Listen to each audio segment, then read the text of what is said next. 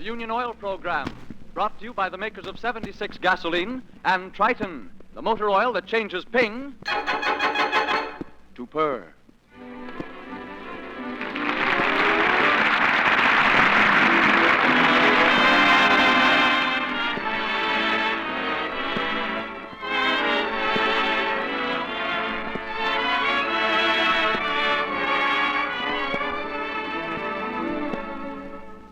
Each Thursday evening, it is the pleasure of Union Oil Company to present the Simeon Orchestra and Choir, the rich voice of James Newell, and a dramatic sketch specially written by radio's two most talented writers, Forrest Barnes and True Boardman. But more of the play and players later, as conductor Simeon has a widely diversified program of music and song to appeal to the tastes of everyone.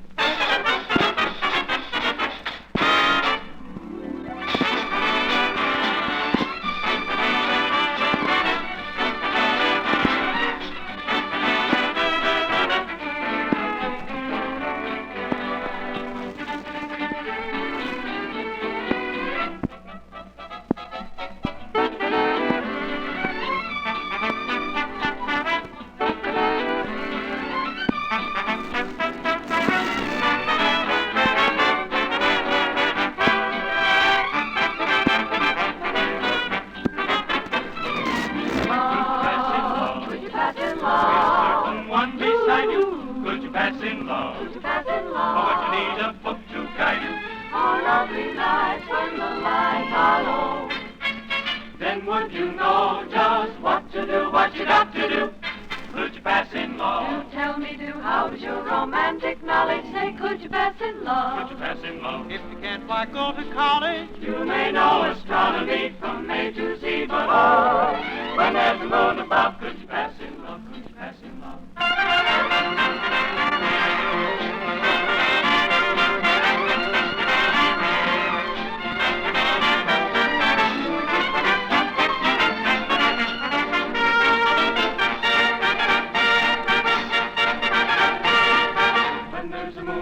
Could you pass in love?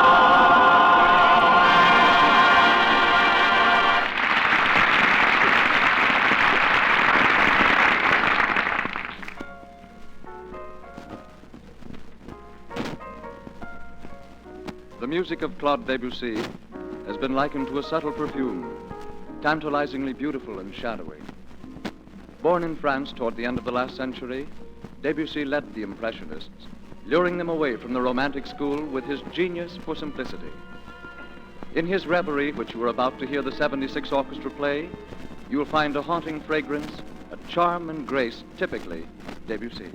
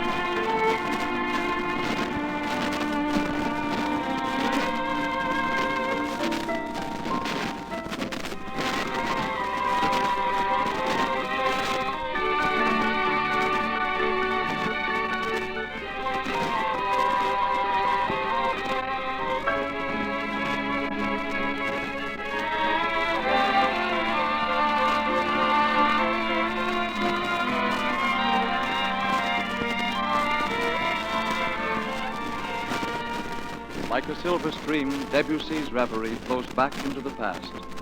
But a beautiful melody never to be forgotten lingers on in the modern interpretation based on the original melody and called My Reverie. How long is a dream, but in my reverie his love was meant for me. Only a poor fool, never schooled in the whirlpool of romance, could be so true as you are to me.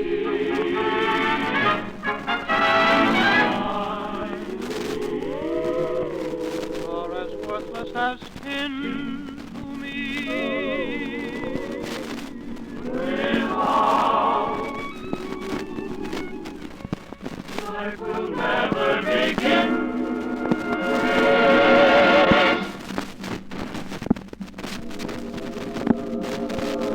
Love me as I love you in my reverie.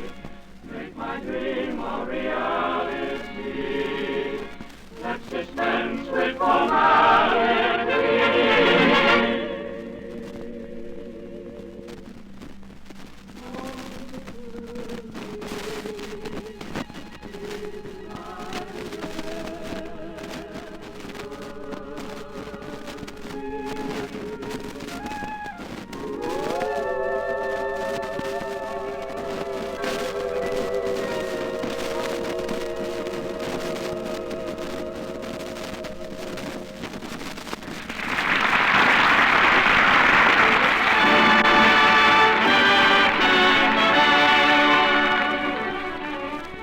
A love of freedom has always characterized the life of the West. The robust, hard life of the man who rides horse from sunup to sunset receives full expression as James Newell gives voice to the song of the open road.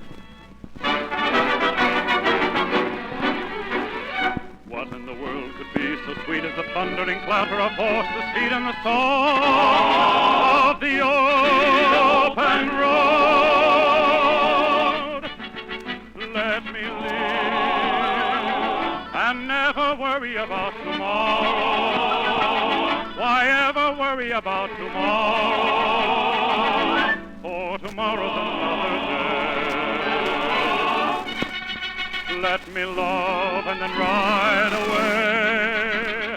Life is short, they say, and maybe for me, so let me be free. I'm on the road to anywhere. Let me travel on with no more load and no more care, just like a vagabond. I'll let the blue sky above me cover my head. Why should I want a feather bed? So let me travel and sing my song of the road, the long, long road, the song of the open road. I'm on the road to anywhere. Let me travel on With no more load and no more care. just like a vagabond. I'll let the blue sky above me cover my head. Why should I want a feather bed? So let me travel and sing my song of the road, the long, long road, the song of the open road.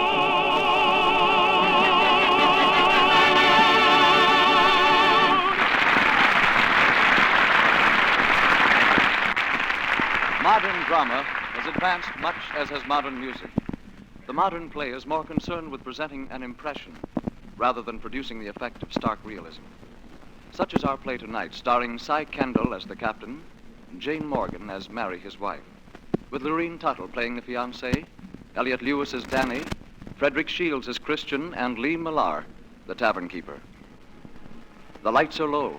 The curtain is about to rise on another in our series of stories you never heard till now. Places for first act. Places for first act. Curtain!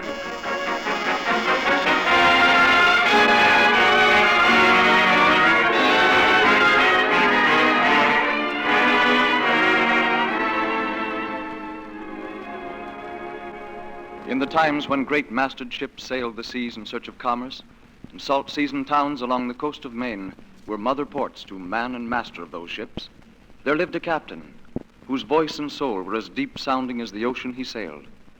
Each day he sailed, his friends would come to wish him well. He was rich in friends, indeed. Oh, Mary, rich in friends we are. And that's the wealth that counts.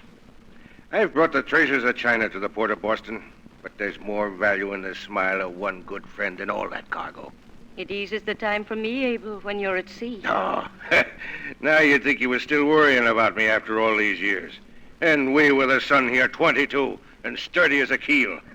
It's not too easy, Abel, waiting and watching. You'll know how it feels, Laura, once you're married to our Danny and he ships off into all kinds of weather. One gets used to it in time, I suppose. Sorry I am that I'll not be here for the wedding, Laura. You know, I think they set ahead my sailing date just in purpose to thwart me. I'd as soon it was another time. There's a storm in the wind. My wife's a weatherman. A storm, Mother Madsen? There's no storm inside. There's no wind even, Mother. You wait, Danny. It'll come. Tomorrow before sunset. There's one in the wind, have no fear. Mary here's been sensing them now for 30 years I know of. She's got a weather vane inside her somewhere. There's no mistaking his predictions, God bless her. There's a lot of sea captains that'd give their best compass for that sense.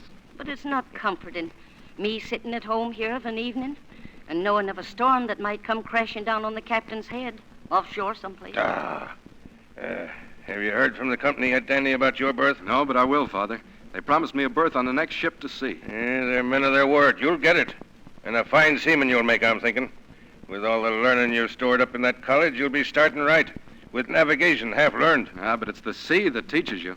The land teaches too, Danny. There's Mother up to her old complaint. Been trying since long as I can remember to get me to move back inland to that farm we bought some years back. And me, disappointing her every year with a new ship's contract. And each year waiting now seems longer. I don't think the captain could really quit the sea. There's an understanding lad for you. Danny knows. He's felt the sea in the air and the good booming of the mainsail. I like it, Father. Nothing to compare anywhere. Yeah, there's the hour. Just time to make ship. Your duffel's packed, Abel. Your Bible's on the sewing table. Well, I'm not one for wasting time with long goodbyes.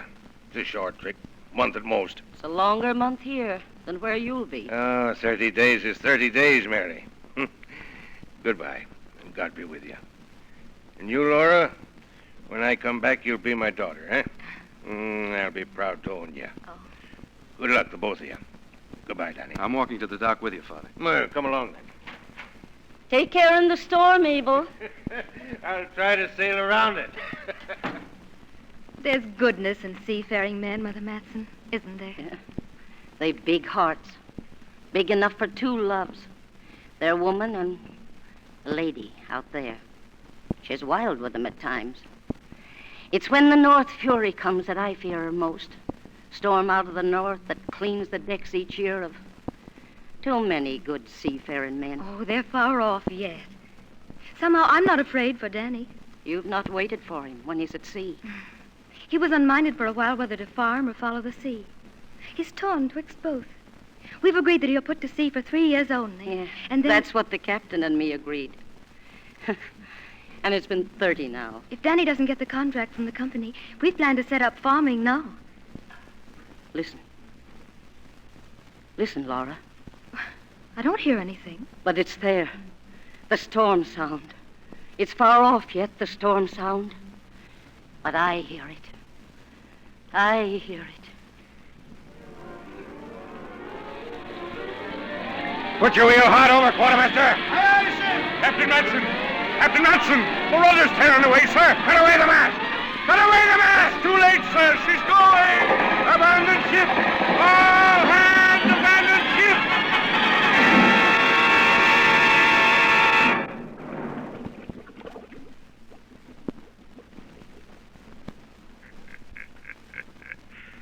Well, my hearties, there'll be lots of new faces here in the deep tavern this night after the storms. Belike that's some of 'em even to now. Greet 'em with a song, my hearties. A welcome to Davy Jones' locker. As I was walking down Paradise Street, where hey, blow the man down, a pretty young damsel I chanced for to meet. Give me some time to blow the man down, says she to me. Hi, my laddie. Hey, here's the keeper of the Deep Tavern with the list. Well, we'll be greeting some old friends after the storm, eh, keeper? It's a long list, Captain Christian. But wait till after the North Furies hit them. Then we'll be crowded to the anchor lockers. The more the heartier. Ah, the first of the new arrivals. Welcome, sir. Oh, thank you. I'll be wanting a room and some good warm rum. Oh, will you now? Will you, Captain Abel Madsen? Why, Captain Christian. Aye. Why, the brow of the good horn spoon. I'm glad to see you. Why, you old sea hound. Give me a duffel and sit down here. Captain Chris, there's something strange about you and me sitting talking this way. Why, it's been... Well, you've been... Never mind about that. You'll be understanding soon enough. Just you be glad in your heart that Mary won't have to sit home with the ice of fear in her heart day after day while you're at sea. Aye, she's a brave one. Aye, braver than ever you thought on. We understand things here that you don't see back there. Why, what do you mean, Christian? I mean that it's merciful your voyaging is over. The terror it brought to Mary was a frightful thing. Her agony for your safety at sea. Why, I never knew that she... No, you were too busy being a captain. I beg your pardon, gentlemen. But you are... Abel Madsen, captain of the Lady of Boston. But you're not on the list. He's not. Hold hard there a minute. There's some mistake. There's no Matson on this list. Let me see. No Matson due for another 10 days. Aye, 10 days from the wreck of the Star of Plymouth. That's it. Matson, Star of Plymouth. Well, blow me down, Abel. You've got to go back. What's that, Christian? You've got to go back. You've got to go back. I can't hear you, Chris. A glass of hot rum will help a bit. But you said Star of Plymouth. 10 days. Here, drink this down, Abel. Drink it all down. Drink it. It's good, hot rum. Drink it. It's good hot rum, Abel. Here, drink this down. Drink it all down. What? Wherever. Chris. Oh, Mary. He's talking. Danny, he's talking. Hello, Father. Gee, Captain. We thought the Deep Tavern had got you this time. Yeah. The Deep Tavern. Yeah. I was... You're a tough lobster, Father. We picked you up off the reef after the storm, more dead than alive, begging for a room and some hot rum. The doctor says you'll be on your feet inside of 2 days now. You're hardy, he says so. Get some sleep, and we'll tell you all about it then. I'll try to sleep, Mary. I've been a worry to you, haven't I, Mary? No. I think this time we'll move to our farm. Yeah, I'll give up the sea. We'll move to our farm. You have my word for it, Mary.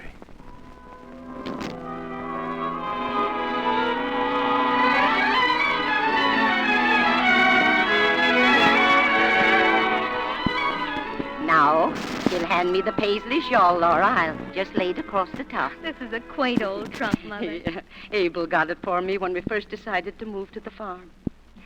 I don't know how many times I've packed it and unpacked it. Seems the moment I get the lid down, the captain comes bursting in with news that he's got to take a ship out. Oh, this time you don't need to worry. He's promised to give up the sea. You've loved him a lot, haven't you? More'n I dare tell him. Is Danny at all like he was at his age? Just like him. Same funny smile. Lock of hair that won't stay put. I'm beginning to hope that Danny won't get his birth. I want him always, and the sea is dangerous. Don't ever tell him that. Men go proud over courting danger. They think it makes their women folk admire 'em. Now, when I set the lid down on the trunk, you sit on it so as I can turn the key. All right. Mary, Mary, I just come from the shipping office. Yes, Abel. I'm shipping anchor tonight, Mary. You're going out again? But, Abel, you promised. It's only 10 days, Abel, since you Last trip, word of honor. Oh, you said that before. Oh, but she's a fine boat, brand new. But the North Furies have begun. Oh, the North Furies. They aren't due for another 3 weeks But yet. they started 10 days ago when you were Oh, out. now, Mary, there's a limit to guessing. The North Furies never came this early in all the times of shipping. Never have. This is naught but an offshore breeze. Don't go, Abel. Please don't go. You wouldn't want to see me stand by and see someone else take out the Star of Plymouth, would you? What? Well, that's the boat Danny had pinned his hopes on for his first birth. Mother, I've got it. I've got my contract.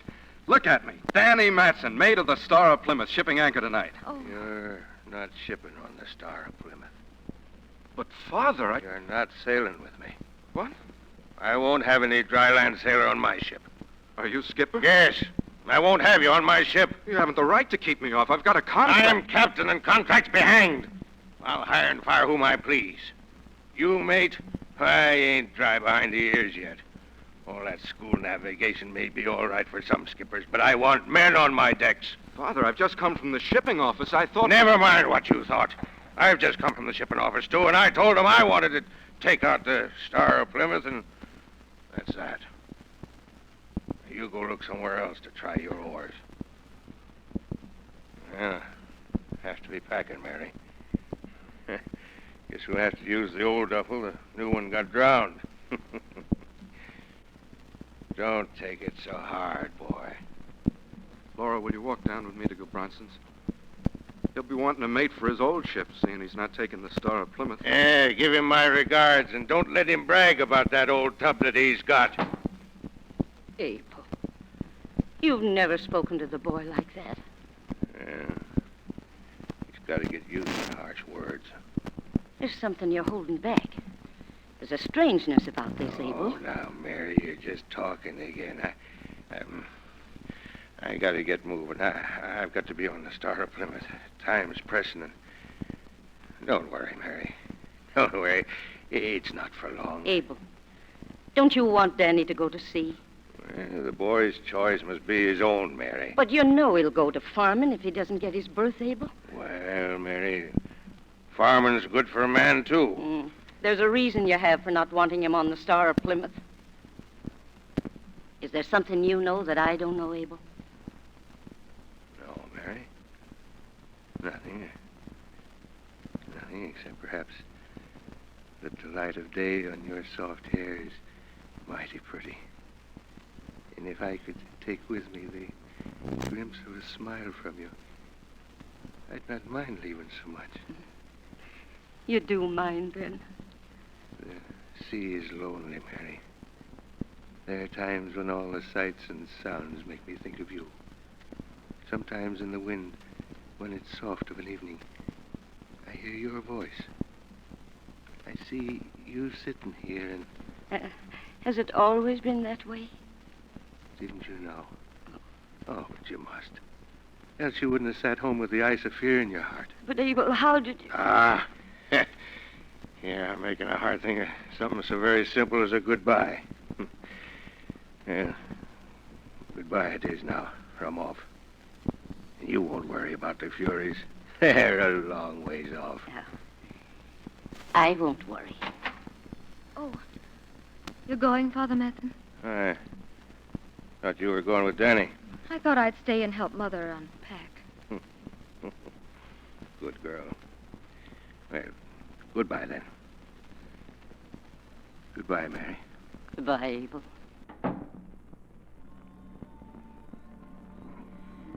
I'm sorry. Shall I help you unpack? No, I'm not unpacking. The window shutter. It's banging. The wind must have freshened. Yes, I said it would. Is it a storm? The North Furies have started. Oh, but surely the captain won't sail. Surely he won't. Yes, he'll sail. He'll sail. He's a brave man, Laura. A brave man.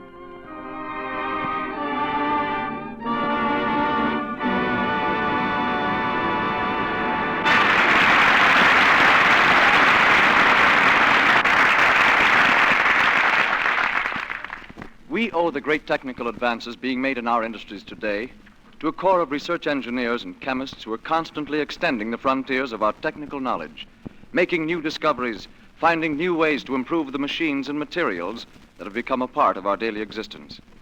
We have with us in the studio tonight Mr. D.E. Carr, research engineer of the Union Oil Company. For the past 9 years, Mr. Carr has specialized in lubricating oils and was one of the group of young scientists who developed Union Oil Company's new propane solvent process for refining motor oils. Mr. Carr will be with us regularly to answer our questions and yours about the ever-mysterious petroleum products we use in our automobiles and our homes. Welcome to our program, Mr. Carr. Good evening, Mr. Graham. Mr. Carr, it's a pleasure to have you with us. Thank you.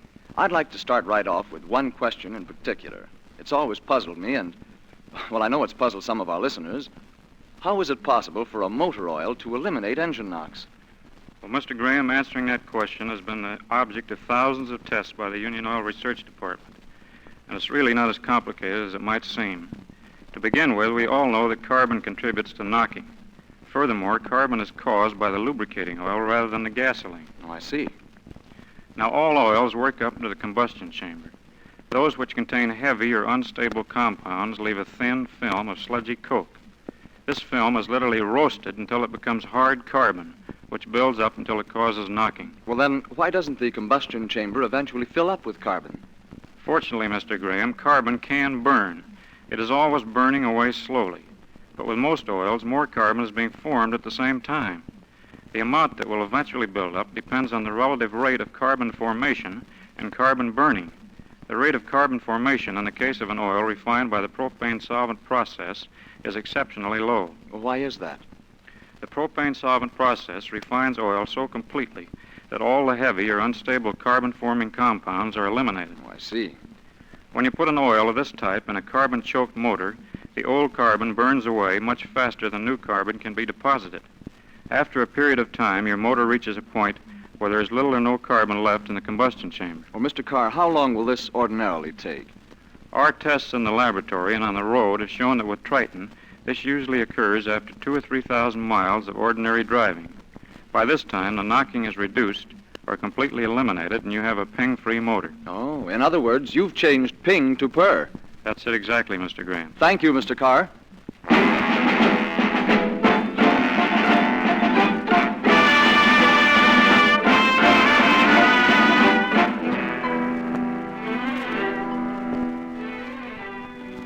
Many contrasting factors make up the music of Spain. The remoteness of her countryside is kept intact, her folk dances. The brightness of her flowers is reflected in the brilliance of her music.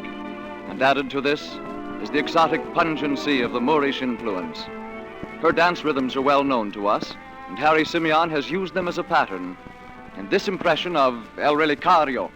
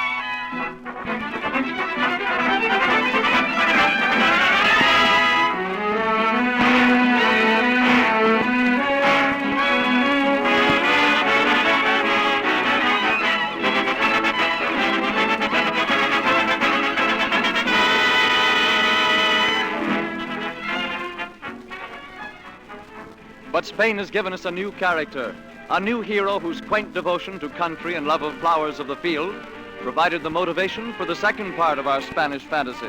Oh, there once lived a bull, a magnifico bull, in a pasture near old Barcelona. He would romp and he'd play through the flowers all day till he'd smell just like eau de Colonna. He was gentle and kind and his wool was refined, which the rest of the bulls all resented. For when he'd start to moo, in a moment or two, he'd have all the sick cows discontented. Ferdinand, Ferdinand, the bull with the delicate ego. Ferdinand, Ferdinand, the peppers all called him amigo. Ferdinand, Ferdinand, he'd curtsy and greet them politely. Oh, I say, he knew how to tango and dance the fandango. But he never learned to fight.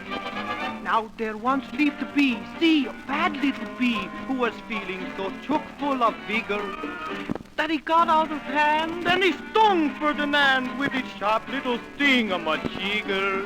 Ferdinand was so hurt he was pawing the dirt when a bull picador chanced beside him. Oh, that bull is terrifico, he's magnifico. Bring him to Madrid and I'll fight him.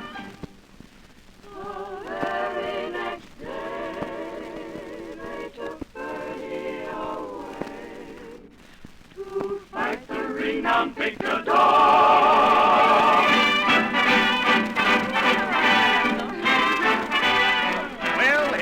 Ladies and gentlemen, and it's a great day here at the arena. All the celebrities are present to see the greatest bull fight of the season.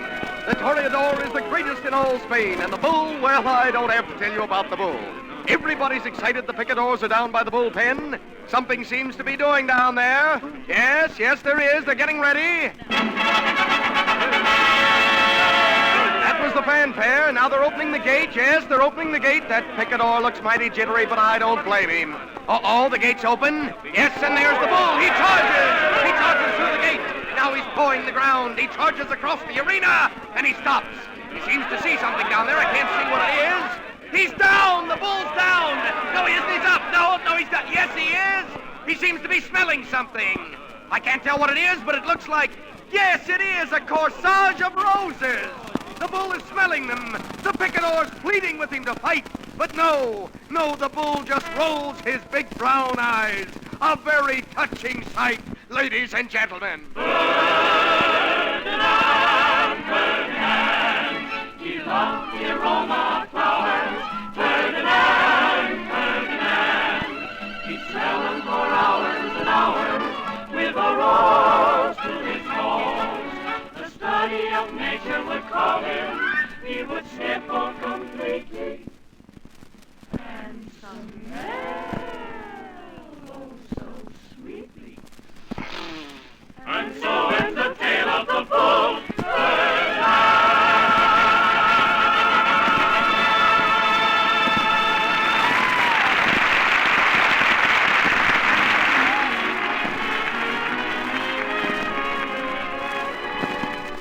You'll be sure of these benefits with 76.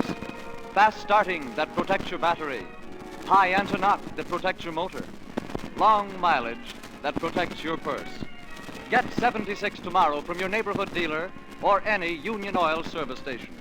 You can be sure with 76.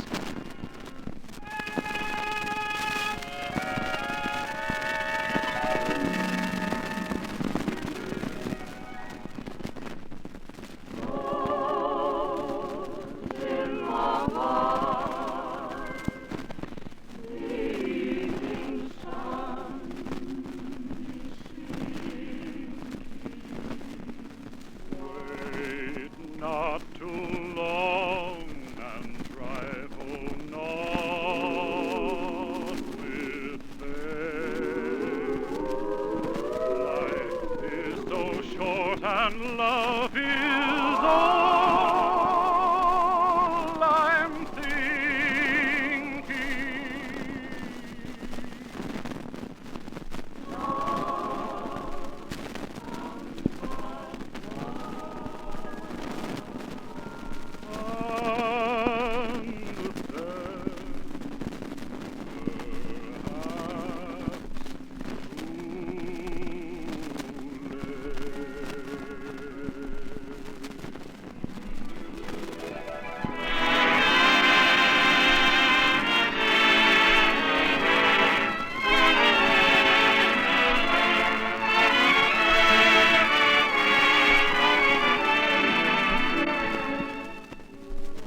So closes another Union Oil program.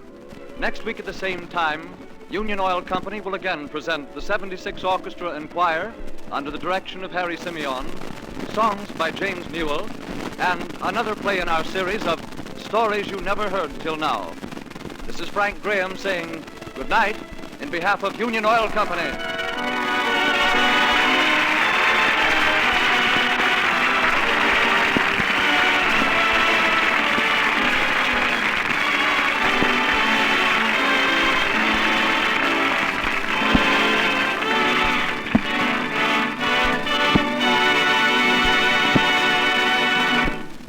The Columbia Broadcasting System.